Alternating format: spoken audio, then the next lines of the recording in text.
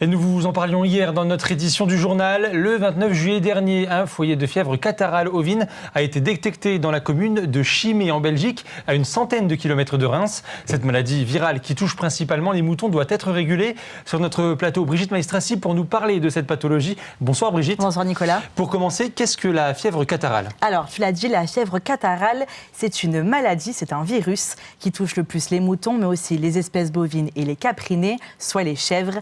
Elle se caractérise par la présence de fièvre, de troubles respiratoires et pour certaines espèces, de la coloration de la langue en bleu. Et comme toute maladie, il peut aussi y avoir des cas asymptomatiques. La maladie se transmet d'un animal infecté à un autre à cause d'une piqûre d'insectes de type culicoïde. Alors Brigitte, est-ce que nous risquons quelque chose ? Alors non, il n'y a pas de risque pour l'homme, puisque les moucherons qui piquent ne nous piquent pas nous. Il est aussi possible de consommer la viande ou le lait provenant des animaux atteints de cette pathologie, car elle n'a pas d'incidence sur la qualité sanitaire des denrées alimentaires. Mais alors Brigitte, quel est le problème en fait avec cette maladie ? Alors, le problème de cette maladie, c'est qu'elle se déplace rapidement. Vu que ce sont des insectes qui la transmettent, le virus, il se propage facilement et sur plusieurs kilomètres grâce au vent.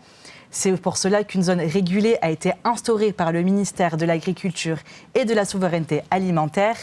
Et cette zone régulée, qu'est-ce que c'est en soi ? Eh bien, c'est un périmètre de 150 km autour des foyers déclarés où les animaux n'ont plus le droit d'être déplacés.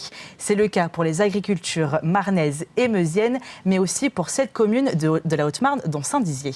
Mais alors, les animaux sont-ils coincés dans cette zone ? Alors, ils sont un peu coincés. Pour pouvoir sortir de cette zone, par exemple en cas de vente avec des pays européens, les animaux sensibles à la fièvre catarrhale devront recevoir un traitement de désinsectisation 2 semaines avant leur déplacement et avoir obtenu un test de dépistage négatif. Certains pays ne prennent pas de risques comme l'Espagne et n'achètent aucun animal provenant de cette zone régulée. Ça veut donc dire qu'il y a des conséquences économiques pour nos éleveurs ? Exactement, Nicolas. Il y a des conséquences pour les éleveurs. Avec l'approche de salons et de foires comme celle de Châlons-en-Champagne, faire tester toutes les bêtes pour les déplacer à un coût. Celui-ci se compte en dizaines de milliers d'euros pour tout un foyer. Mais cette zone régulée interdit aussi le déplacement pour l'abattage et les exportations.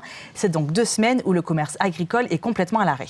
Eh bien, merci beaucoup Brigitte Maestrassi pour toutes ces explications.